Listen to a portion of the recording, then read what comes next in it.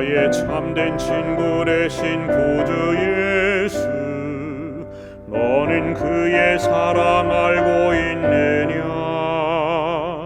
그가 나를 바른 길로 이끄시네. 다른 친구 할 수 없었던 그 일, 주님 외에 다른 친구 없네. 주와 같은 친구 또 없네. 나를 죄악에서 구원하셨으니 그의 사랑 크셔라.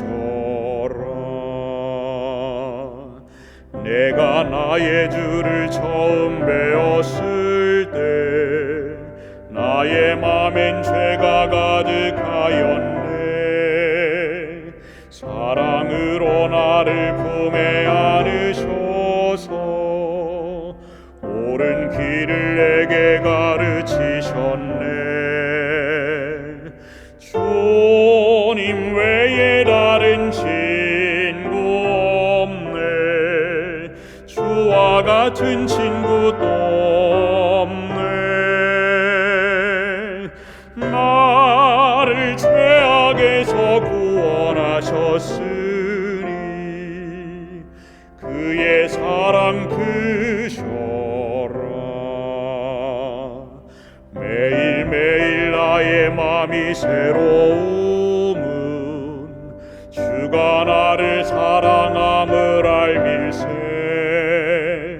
죽을 나를 구속하신 참된 친구, 그와 만날 기쁜 나를 그리네. 주님 외에 다른 친구 없네. 주와 같은 친구 또 없네. 나를 죄악에서 구원하셨으니 그의 사랑 크셔라.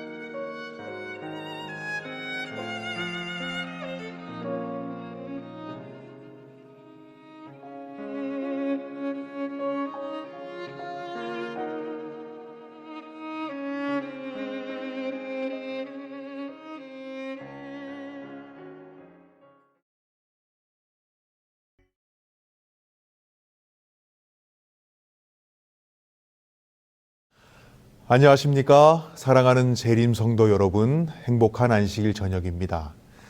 우리는 지난 4번의 시간을 통해 산상에서 하신 그리스도의 설교의 참된 의미를 나누고 있습니다. 지난 시간 우리는 온유한 사람이 누리는 복에 대하여 이야기를 나누었습니다. 온유의 덕목, 그것은 왕과 통치자의 덕목으로 일컬어졌습니다. 그러니 온유의 덕목을 소유한 자에게 하나님이 특별히 땅을 기업으로 주시겠다고 말씀하셨지요. 온유함이란 칼과 힘과 능력의 시대에 진정한 행복의 비결이 온유에 있음을 알게 하신 것입니다. 다음 예수님은 의로움에 대한 갈망을 말씀하셨는데요. 오늘의 본문입니다. 마태복음 5장 6절입니다. 의에 줄이고 목마른 자는 복이 있나니 저희가 배부를 것이미요.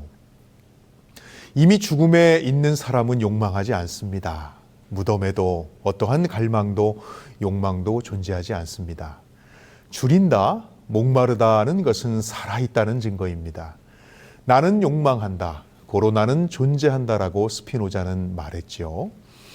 예수님은 이 말씀이 선포될 당시 의에 대하여 욕망하지 않는 자들, 또 줄이고 목마르지 않는 자들에 대하여 다음과 같이 말씀하셨습니다. 마태복음 11장 17절입니다. 이르되 우리가 너희를 향하여 피리를 불어도 너희가 춤추지 않고 우리가 슬피 울어도 너희가 가슴을 치지 아니하였다 함과 같도다. 들으라, 깨달으라. 그리고 피리를 불고 관심을 불러 일으켜도 시선은 늘 언제나 다른 곳에 가 있었던 사람들. 그러다 지쳐서 슬피 울어도 어떠한 관심도 가지지 못하는 사람들. 그렇습니다. 아무리 좋은 소식을 가져다 주어도, 아무리 경고의 메시지를 던져도 욕망하지 않는 사람들, 반응하지 않는 사람들을 향한 경고의 말씀을 하신 것이지요. 날마다 감동, 날마다 행복이란 책이 있습니다. 여러 사람들이 경험한 아주 평범한 일상 속에서 느낄 수 있는 감흥이나 느낌들을 아주 소소하게 풀어놓은 책이었습니다. 그 책 하나의 챕터에는 전 문화부 장관 도종환 씨의 일화가 소개되어 있습니다. 제목은 5평 흙집이라는 내용인데요. 그 내용은 다음과 같습니다. 그의 문학적 스승이었던 권정생 선생의 장례식을 참여하며 경험했던 이야기를 소소하게 풀어놓은 글이었습니다. 세속적인 욕심을 버렸고 명예와 문학계의 권력 같은 것은 꿈꾸지 않으셨던 스승님. 그의 장례식에 있었던 날 그가 살던 마을 조탐리 노인들은 권정생이란 사람이 그저 혼자 사는 외로운 노인으로 생각했는데 그가 죽자 전국에서 수많은 조문객들이 몰려와서 눈물을 흘리고 우는 것을 보고 깜짝 놀랐다고 합니다. 그저 가난하고 빈궁하고 초라하고 또 외로운 노인으로 알았는데 알고 보니까 연간 수천만 원 이상의 인세 수입이 있는 분이었고 더 감동적인 것은 그렇게 모인 10억 원이 넘는 재산과 앞으로 생길 인세 수입 모두를 굶주리고 있는 북한 어린이들을 위해 써달라고 유언장을 써 놓았을 줄이야. 10년 전 문학상과 상금을 들고 온 협회 관계자들의 상금을 우편으로 돌려보내기까지 했으니 달마다 나라에서 지정하는 책 읽기에 선정된 그의 책은 몇백만 부씩 팔려나가는 선풍적인 바람이 불 때에도 한사코 조용히 모든 돈과 명예와 권력을 거절했던 소박한 그였습니다. 그러던 그의 장례식에 스승의 집을 방문하던 도종환 장관은 사랑하는 스승 권정생 선생님의 초라하고 궁핍한 집을 군데군데 보며 그의 그 소박한 삶을 통해 전달되는 아주 묵직한 교훈들이 스며 있는 것을 글로 남겼지요. 쥐들과 함께 사셨던 그 청빈함에 감동했고 그의 겸손함과 소박함에 고개를 숙였다고 합니다. 그러던 중 도종환의 시선을 사로잡은 하나의 물건, 높은 마루를 오르기 위해 가져다 놓은 받침돌인 대돌 위에 놓여있는 아주 소박한 고무신. 뭔가 모를 뭉클함과 부끄러움과 웅장함이 경험되어서 왈칵 눈물을 쏟았다고 합니다. 자신을 돌아보니 매번 부족하다며 사들이기 일수인, 그래도 부족하다 생각하여 새로운 신을 사들이고 다시 구석에 쌓이면 더 큰 신발장을 바꿀 일을 생각하는 자신의 욕망을 바라보며 부끄러움을 느끼고 한없이 흐느껴 울었다는 그의 고백에서 많은 것들을 생각하게 했습니다. 대돌 위에 고무신 한 켤레가 그 거대한 문학의 거성 도종환을 울린 것입니다. 감동이 없는 시대, 세대를 살면서 무언가 갈망하지도 소망하지도 않는 시대, 부족할 것이 없는 시대, 풍요의 시대를 살고 있는 것은 아닌지 생각해 보게 됩니다. 화입 부인은 어느 날 하나님의 사랑에 감동된 나머지 어느 날 들판에 핀 꽃 한 송이를 바라보았습니다. 무심코 바라보면서 그 꽃 속에는 그날 특별히 자신에게 하나님이 얼마나 사랑이 많으신 분인지를 말하는 듯 보였습니다. 그녀는 가슴이 마치 터져버릴 것 같은 감동으로 가득 차서 하나님의 사랑을 노래했지요. 정로의 계단의 글입니다. 하나님은 곧 사랑이시라는 문구는 방싯방싯 피는 꽃봉오리마다 뾰족뾰족 돋아나는 풀상마다 기록되었다. 공중을 즐거운 노래로 충만케 하는 아름다운 새들, 향기를 풍기는 연연하고 고운 꽃들, 잎이 청청하게 무성한 수풀의 교목들, 이 모든 것은 우리 하나님의 인정하고 자부적인 권고와 그 자녀를 행복되게 하시려는 그의 갈망을 증거하는 것이다. 예수님은 갈망하고 소망하는 자들이 누릴 행복의 길을 설명하고 싶으셨습니다. 아주 사소한 풀잎사기와 꽃봉오리 속에서도 숯불의 교목들 사이에 느껴지는 신선한 바람을 통해서도 우리를 사랑하시는, 그래서 사랑한다 손짓하며 말을 거시는 하나님의 음성을 느낄 수 있어야 한다고 화이트는 우리에게 권면하는 듯이 보입니다. 고등학교 시절 한 은사님은 우리를 모두 산으로 데리고 가시곤 했습니다. 그곳에서 나무를 부여잡고 기도하게 하셨지요. 아무런 소리도 내지 말거라, 하나님의 음성을 듣거라, 집중하거라, 하나님의 음성을 듣기를 바라셨던 것이지요. 자그마한 것에도 감동하고 찾기를 바라고 갈망하는 영적인 습관은 우리를 영적인 성장으로 이끌 줄 믿습니다. 갈망해야 하고 욕망해야 하는 것이 우리의 본분이라고 말씀하고 있는 것입니다. 갈망하고 욕망하는 것이 살아있다는 증거라면 우리는 무엇을 욕망해야 할까요? 본문은 우리가 갈망해야 할 것을 구체적으로 제시했는데 특별히 의에 대하여 갈망하라고 말씀하셨습니다. 의는 무엇일까요? 욕망하는 자에게는 복이 있고 그 욕망은 충족될 것이라고 약속하고 있는데 예수님은 욕망은 하되 의에 대하여 줄이고 목마름을 느끼라고 말씀하고 있는 것입니다. 의로워짐을 욕망하라는 말이지요. 더러운 상태를 부끄러워하라는 것입니다. 깨끗해지기를 욕망해라, 의로워짐을 갈망하라는 말입니다. 본문에서 의는 헬라어 디카이오 슈네입니다. 의무를 이행하는 자의 상태나 의로움을 나타내죠. 혹은 하나님께 받아들여진 조건을 나타내기도 합니다. 그러니 절대적인 의미에서 의로움이 아니라 하나님께 옳다고 인정받는 상태의 의로움을 말합니다.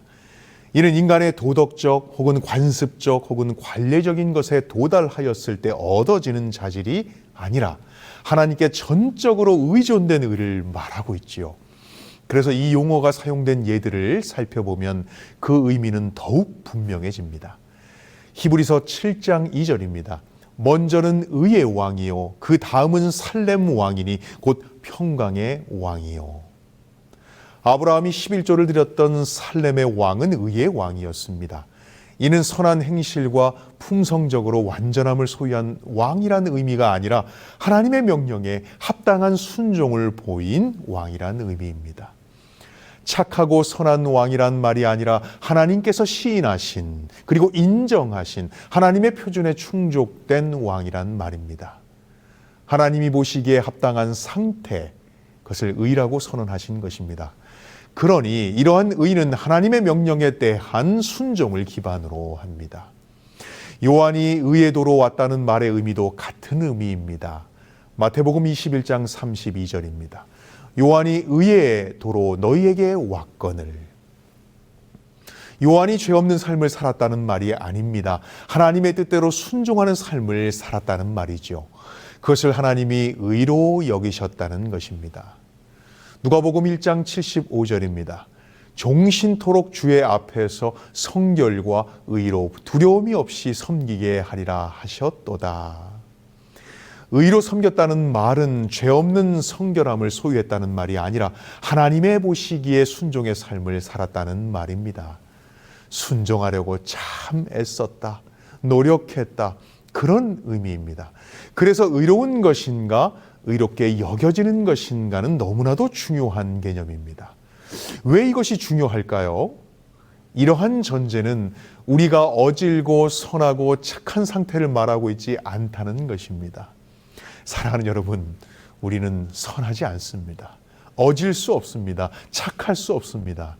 그렇게 주님이 인정하시는 것이고 여겨주시는 것입니다.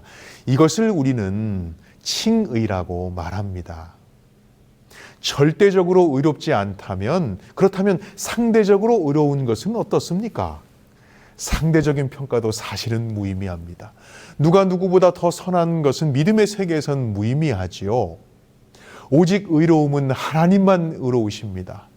모든 의로움은 그분의 의로움에서 기인됩니다. 실상 우리가 누구보다 더 잘 참고 더 선한 행실을 한다 해도 그것은 결코 자랑할 만한 것이 아닙니다. 빌립보서 3장 9절입니다. 내가 가진 의는 율법에서 난 것이 아니요 오직 그리스도를 믿음으로 말미암는 것이니 곧 믿음으로 하나님께로부터 난 의라. 우리를 의롭게 여기시는 분의 은혜로 의롭다고 여겨지는 것이지요. 나로 말미암았다거나 남보다 더 잘 행동했기에 주어지는 의가 아니기 때문에 자랑할 수가 없는 것입니다. 첫 번째는 순종의 삶입니다.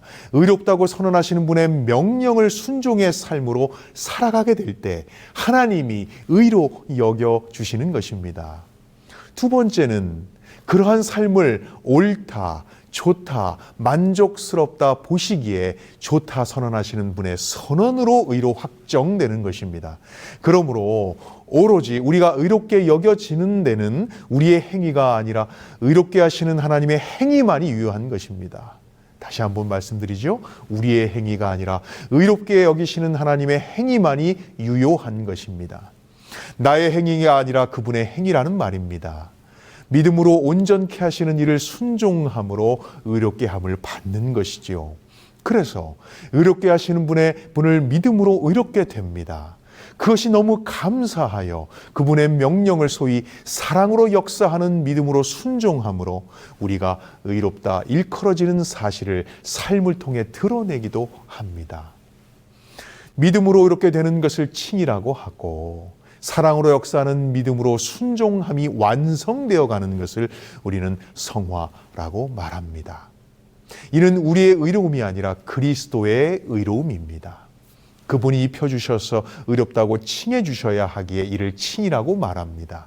우리의 의가 아니라 그분의 의이기에 나눠주신다고 하여 성화라고 말합니다. 칭의를 입혀주시는 의라고 말하고 성화를 나눠주시는 의라고 하는 이유가 여기에 있는 것입니다. 실물교훈의 말씀입니다.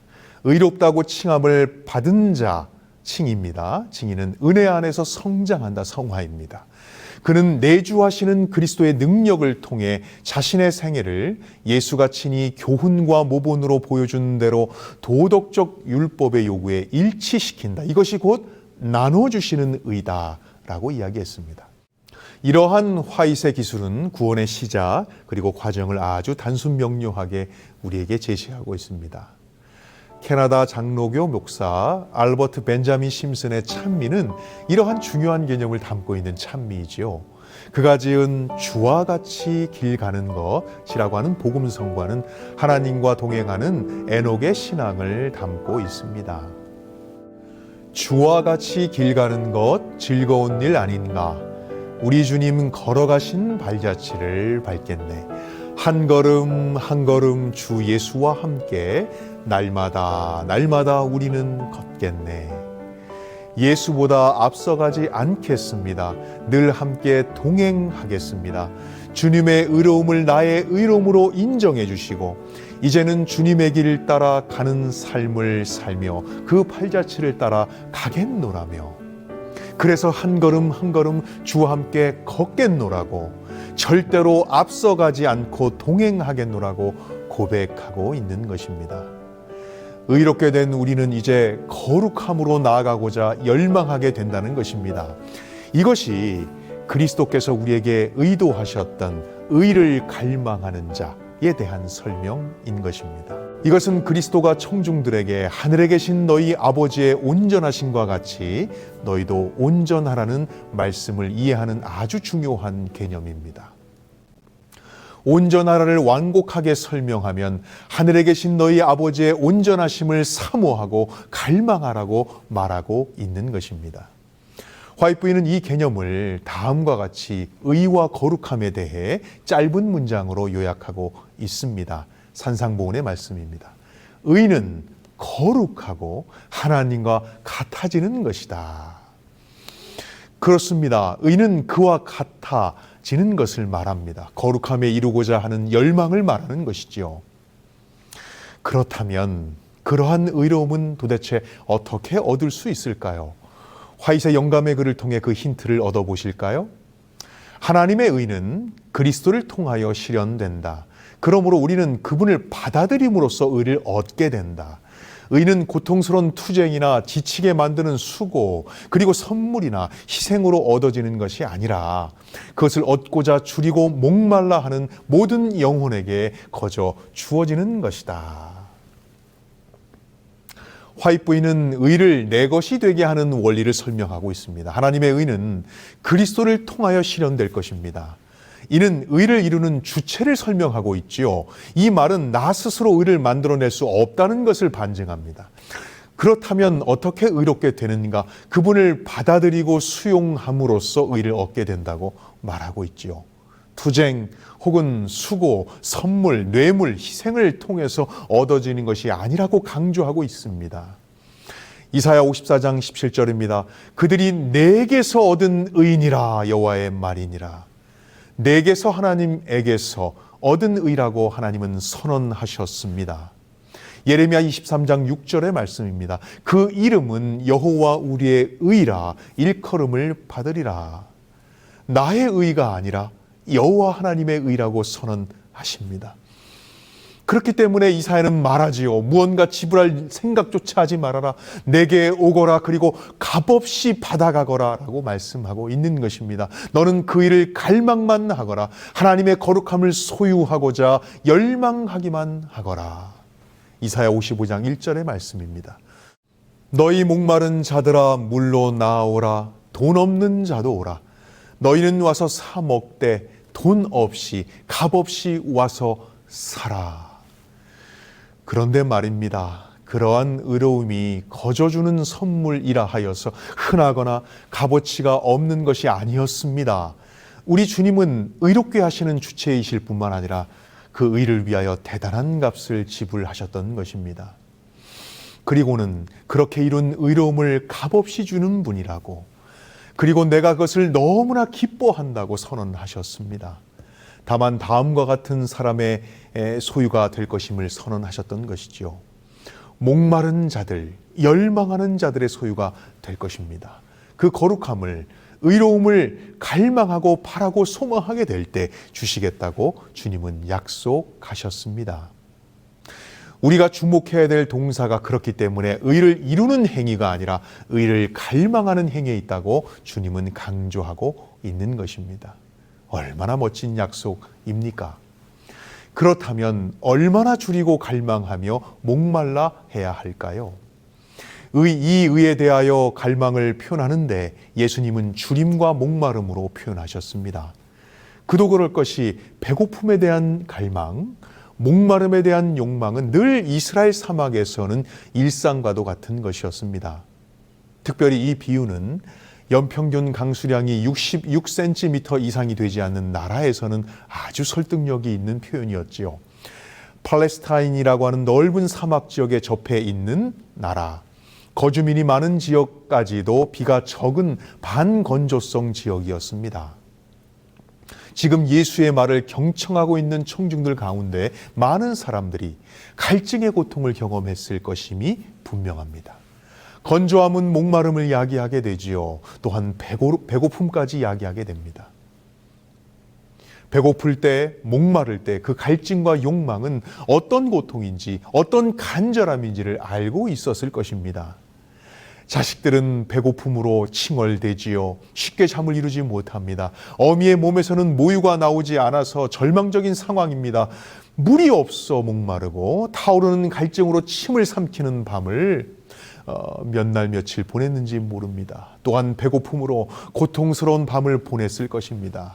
그런 배고픔, 그런 목마름의 열망을 가진 이들에게 그 열망을 심령의 열망으로 승화시키라고 말씀하고 있는 것입니다. 음식의 결핍으로 굶주린 사람, 또한 물의 부족으로 허덕이는 사람의 간절한 열망으로 의를 갈망하는 자들만이 그것을 얻게 될 것이다 약속하셨습니다. 시편 42편 1절로 2절입니다. 하나님이여 사슴이 시냇물을 찾기에 갈급함같이 내 영혼이 주를 찾기에 갈급하나이다. 내 영혼이 하나님 곧 살아계시는 하나님을 갈망하나니 내가 어느 때에 나아가서 하나님의 얼굴을 배울까. 그런데 사랑하는 여러분, 하나님의 거룩함을, 의로움을 갈망하는 이들이 너무나도 없습니다. 보이지가 않습니다. 중요하게 여기지 않습니다. 그래서 혹자는 말하기를 칭의에 성공하고 성화에 실패했다고 말하는 고백들이 여기저기서 들립니다. 교회는 구원의 노래를 넘쳐나게 외치고 있는데 거룩함은 사라져버리고 말았습니다. 구원과 성공은 바라는데 주님과 같은 거룩함과 의로움은 사라졌다는 말입니다. 산상보훈의 말씀입니다.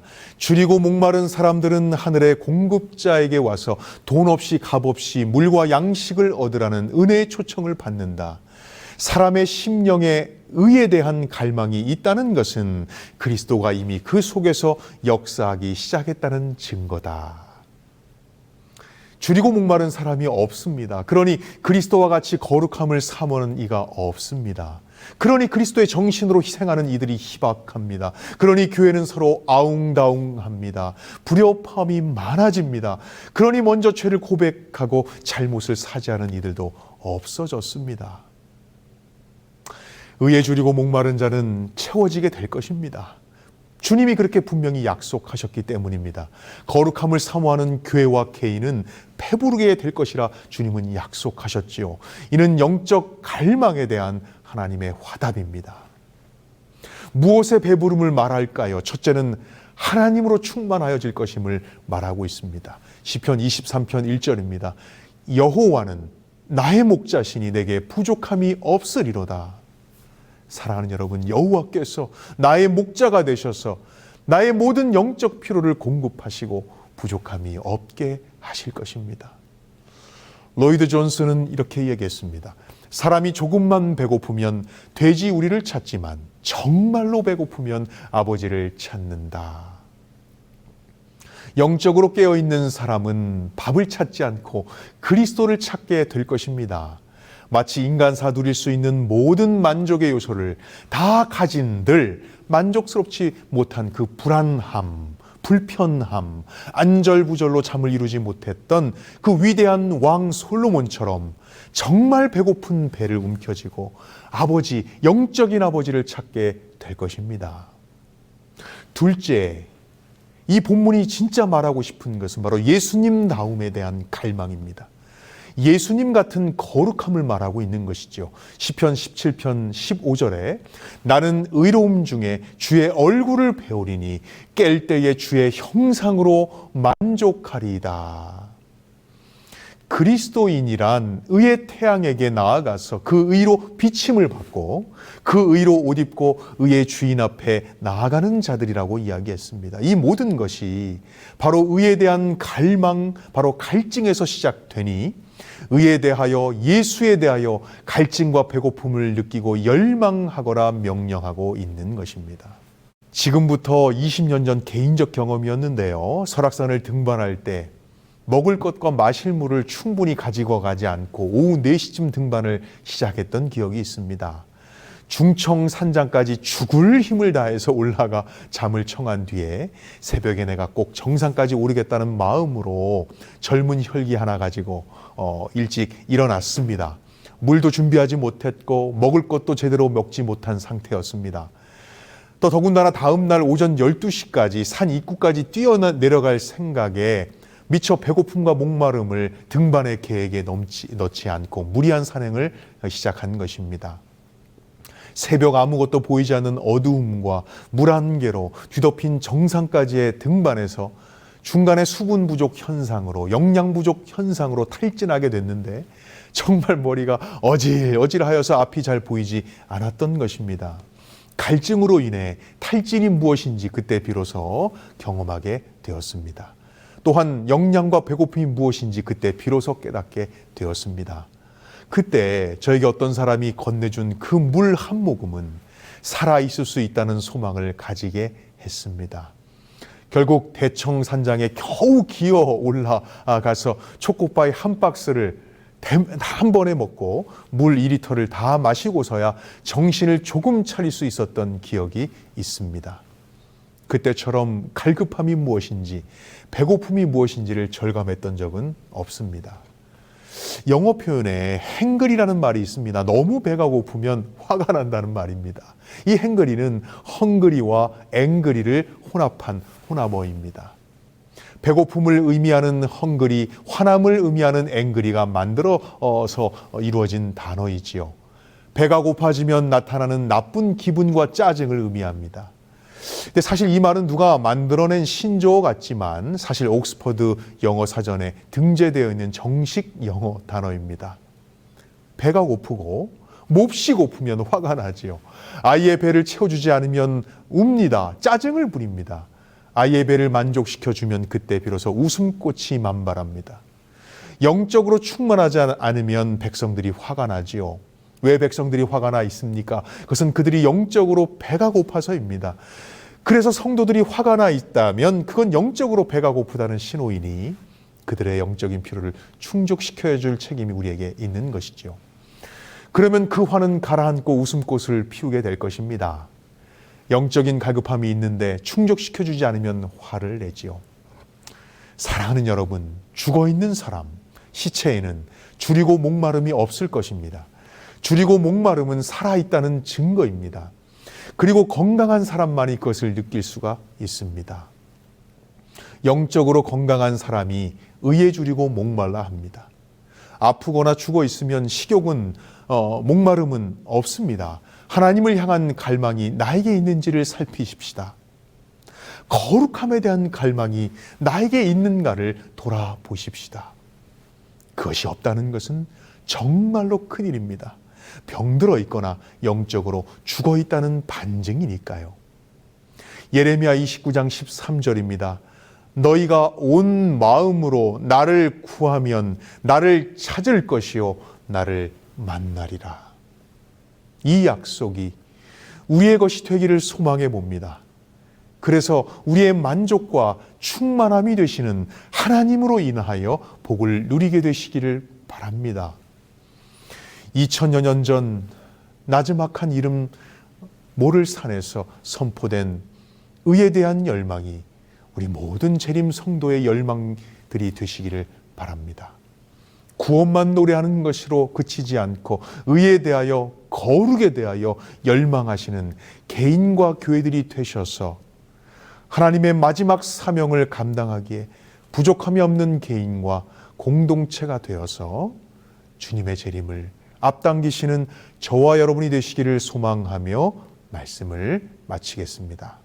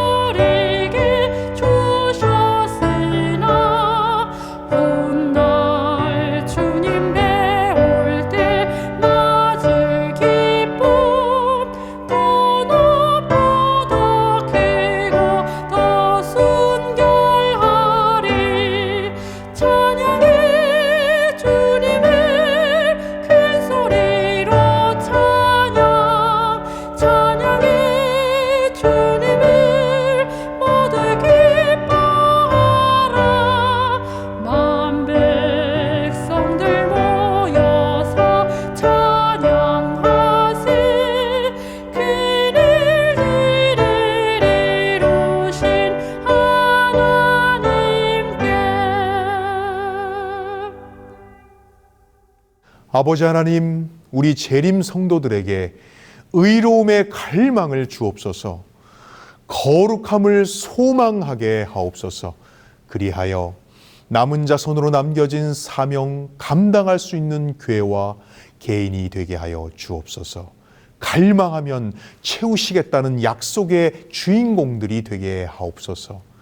우리의 필요를 충족시킬 뿐만 아니라 구원하여 우리를 의롭게 하실 뿐만 아니라 우리를 거룩하게 하실 그리스도이신 예수의 이름으로 기도하나이다. 아멘.